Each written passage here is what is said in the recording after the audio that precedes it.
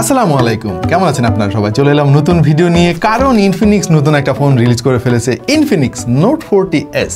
এই ফোনটা বেসিক্যালি কয়েকদিন আগে রিলিজ হওয়া ইনফিনিক্সের নোট 40 প্রো 4G ভেরিয়েন্টের একটা lighter addition. Note 40 pro 4G নিয়ে অনেকের অভিযোগ ছিল যে দাম একটু বেশি হয়ে গিয়েছে, সো তাদের জন্য তারা একটু প্রাইস কাট করেছে, সামান্য কয়েক জায়গায় একটু কম্প্রোমাইজ করে। এবং এই ফোনটার মোট একটাই ভেরিয়েন্ট বাংলাদেশের বাজারে পাওয়া যাবে, 8GB র্যামের সঙ্গে 256GB ইন্টারনাল স্টোরেজ, এবং দাম রাখা হয়েছে 26,999 টাকা, মানে 27,000 টাকা। তো 27,000 টাকা ফোন হিসাবে এটা আসলে কেমন?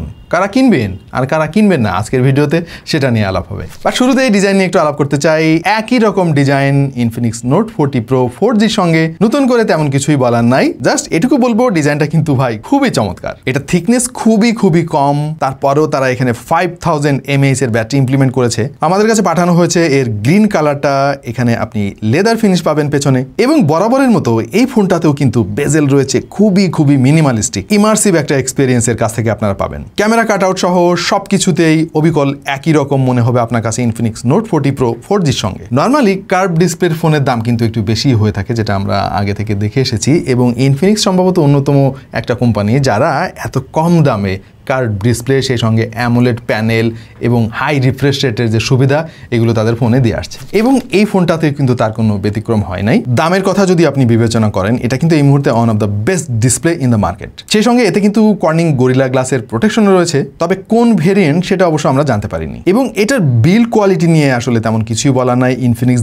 ধীরে অনেক ভালো করছে এই স্মার্টফোনে, তাদের ফোনের যে প্রিমিয়ামনেস, এটা নিয়ে তারা অনেক কাজ করছে, সেটা তাদের ফোনগুলো দেখলে বোঝাই যায়। এই ফোনটা কিনলে ডিসপ্লে সেকশনে আসলে আপনি আক্ষেপ করার মতো তেমন কিছুই খুঁজে পাবেন না, তবে আক্ষেপ করার মতো যদি কিছু খুঁজে পান, সেটা হচ্ছে এর চিপসেট। এই ফোনেও ব্যবহার করা হয়েছে হেলিও G99। আমার মনে হয় ইনফিনিক্সকে এই হেলিও G99 এর চক্কর থেকে বের হয়ে যাওয়ার সময় এসেছে। আর কত আমরা এই একই চিপসেট আর কত দেখব? না মানে আমরা অন্যান্য কোম্পানির কথা বাদই দিলাম, বাট ইনফিনিক্সেরই 20,000 টাকা দামের ফোনেও G99, 35,000 টাকা দামের যে নোট 40 প্রো ফোনটা আমরা কয়েকদিন আগে দেখলাম, সেখানেও G99। মানে জিনিসটা কেমন জানি হয়ে যাচ্ছে না? আমরা প্রায় 2025-এর কাছাকাছি চলে এসেছি, এই 2022 সালের একই চিপসেট আমরা আর কত ফোনে দেখব?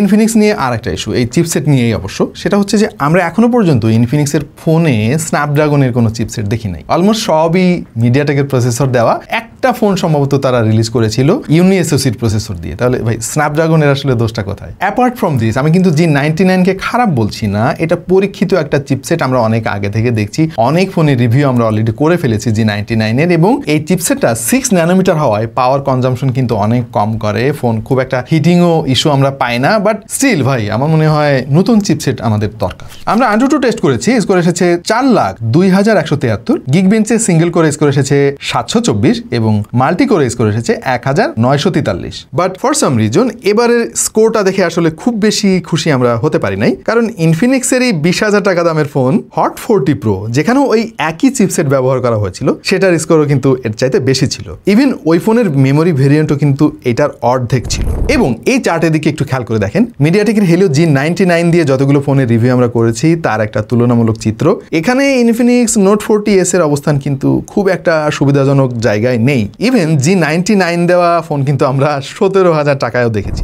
এই চার্টটার দিকে একটু খেয়াল করে দেখেন, 26 থেকে 27,000 টাকা প্রাইস রেঞ্জের অফিসিয়াল যে ফোনগুলো রিভিউ আমরা এতদিনে করেছি, তার মধ্যে ইনফিনিক্স নোট 40S বেশ ভালো একটা অবস্থানে রয়েছে। তবে আমরা তো ইনফিনিক্সের কাছ থেকে সবসময় বেশি পেয়ে এসেছি, সুতরাং প্রত্যাশাটাও একটু বেশি থাকে। সুতরাং আমরা চেয়েছিলাম যে নোট 40S ফোনটা আর একটু বেশি স্কোর করুক, আরও বেটার পারফর্ম করুক, যেটা সম্ভব হতো ভালো একটা চিপসেট ব্যবহার করলে। এনিওয়ে এই ফোনের একটাই ভেরিয়েন্ট 8256, যেখানে র্যামের ভেরিয়েন্ট হচ্ছে LPDDR4X আর মেমোরি ভেরিয়েন্ট হচ্ছে UFS 2.2। তবে এখানে একটা তবে আছে, আর সেই তবেটা হচ্ছে ভাই আপনি এখানে কোনো মেমোরি কার্ড ব্যবহার করতে পারবেন না, কারণ এতে কোনো মেমোরি কার্ডের স্লটই নাই।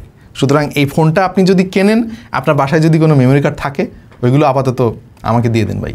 সফটওয়্যার নিয়ে অনেক কথাই বলার আছে, বাট আমি সংক্ষেপে যেটা বলতে চাই সেটা হচ্ছে out of the box Android 14 তো পেয়ে যাবেনই, সেই সঙ্গে রয়েছে XOS 14, এবং ইনফিনিক্সের ইউআইটা কিন্তু ধীরে অনেক জোস হচ্ছে। তাদের আগের ফোনগুলোতে একটা চিপ ফিলিং পেতাম আমরা, বাট ধীরে তারা এই ইউআইটাকে নতুন একটা মাত্রা দিয়েছে, সেটা বোঝাই যাচ্ছে তাদের সফটওয়্যার এক্সপিরিয়েন্সে। আইকনগুলো দেখতে আগের চাইতে অনেক সুন্দর, এবং ইউআইটা বেশ লাইট ওয়েট মনে হলো আমার কাছে, যদিও কিছু ব্লটওয়্যার ছিল, সেগুলো চাইলে আপনি আনইনস্টল করে ফেলতে পারবেন। Talking about the performance, solid performance performance আমরা পেয়েছি এর কাছ থেকে। G99 একটা পরীক্ষিত চিপসেট, যেটা আমি কিছুক্ষণ আগেও একবার বলছিলাম, এবং এই ফোনটাতে যে 8GB র্যাম ব্যবহার করা হয়েছে, এর ফলে মাল্টিটাস্কিং এর এক্সপিরিয়েন্স কিন্তু আমরা বাটারি স্মুথ পেয়েছি। সে সাথে এর অ্যাপ ওপেনিং টাইমও কিন্তু খুবই কম পেয়েছি আমরা। ব্যাকগ্রাউন্ডে আপনি 6 থেকে 7টা অ্যাপ ইজিলি অ্যাক্টিভ রেখে ফোন অপারেট করতে পারবেন। আমরা এই ফোনে প্রচুর অ্যাপ ইনস্টল করেছি, প্রায় 250-র মতো, এবং একে প্রেশার দেওয়ার জন্য আমরা অনেক কিছু করেছি, বাট এর পারফরমেন্স আসলে ড্রপ করতে এখনো পর্যন্ত পারিনি। যদিও লং টার্মে এই ফোনটা কেমন পারফর্ম করে সেটা আসলে কয়েক বছর ব্যবহার করে আপনাদেরকে বলতে পারলে বেশ ভালোই হতো। এই ফোনটা অলমোস্ট সব মোবাইল প্ল্যাটফর্মের গেমগুলো রান করতে পারবে, বাট বেস্ট পারফরমেন্সটা হয়তো আপনি পাবেন না। এন্ট্রি লেভেল অথবা মডারেট গেমারদের জন্য এটা ঠিক আছে। এই ফোনে জাইরোস্কোপও রয়েছে, এর ফলে বেটার কন্ট্রোলিং পাবেন। 6 ন্যানোমিটারের চিপসেটটা কিন্তু এই ফোনটাকে খুব একটা হিট হতে দেয় না, আর এর যে ব্যাটারি কনজাম্পশন আমাদের কাছে ডিসেন্ট মনে হয়েছে। মানে বেশ কিছু জায়গায় আপনাকে অবশ্যই একটু কম্প্রোমাইজ করে নিতে হবে, এবং বিশেষ করে যখন অ্যাকশন সিকোয়েন্সগুলো আসবে বা অনেক বেশি এনিমি সামনে চলে আসবে, তখন দেখবেন যে মাঝে মাঝে একটু ফ্রেম ড্রপ করে, এবং সেই সঙ্গে হালকা পাতলা একটু স্টার্টারও আপনি পেয়ে যাবেন। আদার দ্যান দ্যাট টুকটাক গেমগুলো খেলতে কিন্তু এই ফোনটা দুর্দান্ত একটা গেম প্লে আপনাকে প্রোভাইড করবে। 5000 mAh এর ব্যাটারি, যেটা ইনফিনিক্স নোট 40 4G ভার্সনেও ছিল, এবং জাস্ট চেঞ্জেস যেটা এসেছে আগের ফোনের সঙ্গে সেটা হলো আগে 70 ওয়াটের ফাস্ট চার্জিং সাপোর্ট ছিল, এবং এই ফোনটাতে রয়েছে 33 ওয়াটের ফাস্ট চার্জিং। তবে এই ফোনটাতেও কিন্তু ওয়্যারলেস চার্জিং ফ্যাসিলিটিস আপনি পেয়ে যাবেন, যেটা খুবই কনভিনিয়েন্ট লাগে আমার কাছে। কারণ আপনার টেবিলে যদি একটা ওয়্যারলেস চার্জিং প্যাড থাকে বা একটা ওয়্যারলেস চার্জিং পাওয়ার ব্যাংক থাকে, তাহলে আপনি জাস্ট ফোনটা তারপরে রাখবেন, ওর মতো করে চার্জ হবে, কোনো ঝামেলা নাই। বাট ঝামেলা যেটা মনে হয়েছে ইনফিনিক্স নোট 40 প্রোর সঙ্গে কিন্তু একটা ওয়্যারলেস চার্জিং প্যাড তারা দিয়েছিল, বাট এবার সেটা তারা দিচ্ছে না, এটা আপনাকে বাইরে থেকে কিনতে হবে। প্রসঙ্গত উল্লেখ্য, তারা কিন্তু বক্সের মধ্যে দারুণ একটা ব্যাক কভারও দিয়ে দিয়েছে, যেটা ম্যাগনেটিক ব্যাক কভার, এবং ওয়্যারলেস চার্জিং প্যাডগুলো যদি ম্যাগনেটিক সাপোর্টেড হয় তাহলে কিন্তু খুবই শক্তভাবে এর পেছনে আটকে থাকবে। বাই দ্য ওয়ে, ডিসপ্লেকে প্রোটেক্ট করার জন্য তারা কিন্তু একটা কার্ভ স্ক্রিন প্রোটেক্টরও দিয়ে দিয়েছে বক্সের মধ্যে। ক্যামেরাতেও তেমন কোনো পরিবর্তন আমরা দেখছি না, সেই 108 মেগাপিক্সেল, সেই সঙ্গে রয়েছে 32 মেগাপিক্সেলের ফ্রন্ট শুটার, এবং ছবির কোয়ালিটি খুবই ভালো ভাই। এটা নতুন করে বলার কিছু নাই, নোট 40 প্রোতেও আমরা বলেছি আমরা এই ছবির কোয়ালিটিতে যথেষ্ট সন্তুষ্ট হয়েছি। বিশেষ করে এর সেলফি ফটোগ্রাফি জোস ভাই। ইনফিনিক্স ফোন শুনলেই আমরা মনে করি যে এর ক্যামেরা কি ভালো পারফর্ম করতে পারবে, বাট এই ফোনটা সহ সেই ইনফিনিক্স নোট 40 প্রো 4G ফোনটাও কিন্তু এই ভুল ধারণাটাকে ভেঙে দিয়েছে। ছবিতে যথেষ্ট ভালো ডিটেইল পাবেন, শ্যাডো এরিয়া যথেষ্ট এক্সপোজড মনে হয়েছে, এবং এর এক্সপোজার কন্ট্রোল খুবই ব্যালেন্স মনে হলো, ডাইনামিক রেঞ্জেরও অভাব নাই। অবশ্য পোর্ট্রেট ফটোগ্রাফিতে মাঝে মাঝে একটু স্ট্রাগল করে, বিশেষ করে যদি ব্যাকগ্রাউন্ডটা একটু কমপ্লিকেটেড হয়, বাট সলিড ব্যাকগ্রাউন্ডে পোর্ট্রেট ছবি তুললে বেশ ভালোই আসে। তবে বরাবরের মতো এবারও আমি মিস করেছি একটা আলট্রা ওয়াইড শুটার। এই জিনিসটা থাকলে অনেক বেশি মানুষ একসঙ্গে ছবি তোলা যেত। ইনফিনিক্সকে এই জিনিসটা একটু মাথায় রাখতে হবে। ভিডিও করতে পারবেন সর্বোচ্চ 2K রেজলিউশনে, 60 FPS এ সর্বোচ্চ 1080p রেজলিউশনে ভিডিও করতে পারবেন। EIS এতে আছে, বাট সমস্যা হচ্ছে ভাই, আপনি যখন স্টেডি মোডটা অন করে দিবেন তখন 60 FPS এ আপনি আর শুট করতে পারবেন না, ওইটা নেমে আসবে 30 FPS এ। বাট আমি ফিল করেছি যদি 60 FPS প্লাস এর স্ট্যাবিলাইজেশনটা অন করা যেত তাহলে কিন্তু দুর্দান্ত ভিডিওগ্রাফি আমরা পেতাম। এটা লাউড স্পিকার JBL এর টিউন করা, সো আমাদের প্রত্যাশা একটু বেশি ছিল। অবশ্য সেটা ইনফিনিক্স নোট 40 প্রো কিন্তু পূরণ করতে পারে নাই। এবারও আমরা সেই একই জিনিসই দেখলাম, লাউডনেসের অনেক ঘাটতি আছে, সেই সঙ্গে ডিটেইলও আমরা একটু কম পেয়েছি। ফুল ভলিউমে তো সাউন্ড ডিস্টোর্ট করে, সেটা তো কমন একটা সমস্যা স্মার্টফোনের। ডুয়াল স্টেরিও স্পিকার তারা এখানে ব্যবহার করেছে, তারপরেও আমার কাছে মনে হয়েছে সাউন্ডের ক্ষেত্রে ইনফিনিক্সকে আর একটু কাজ করতে হবে। সেই সঙ্গে এর যে নেটওয়ার্ক রিসিপশন, যেমন ধরেন ওয়াইফাই সিগন্যাল রিসিপশন বা সেলুলার ডেটা সিগন্যাল রিসিপশন খুবই চমৎকার পেয়েছি। আমাদের টেস্টিংয়ে অন্তত কোনো ঝামেলা এখনো পর্যন্ত ধরতে পারি নাই। রয়েছে ইন ডিসপ্লে ফিঙ্গারপ্রিন্ট সেন্সর, যেটা পজিশনটা একদম পারফেক্ট জায়গায় রয়েছে বলে আমাদের কাছে মনে হয়েছে, এবং এটা দুর্দান্ত মনে হলো আমার কাছে, খুবই ফাস্ট এবং অ্যাকুরেট। আমরা চেষ্টা করেছি এই ফোনের ভালো মন্দ খুঁটিনাটি সবকিছু আপনাদের সঙ্গে শেয়ার করার। আশা করছি আপনাদের কাজে আসবে, যারা এই ফোনটা কিনতে চান বা মনে মনে ভেবে রেখেছেন যে ফুল রিভিউ দেখার পরে আমরা ফোনটা কিনবো, আশা করছি তারা একটা আইডিয়া পেয়ে গিয়েছেন।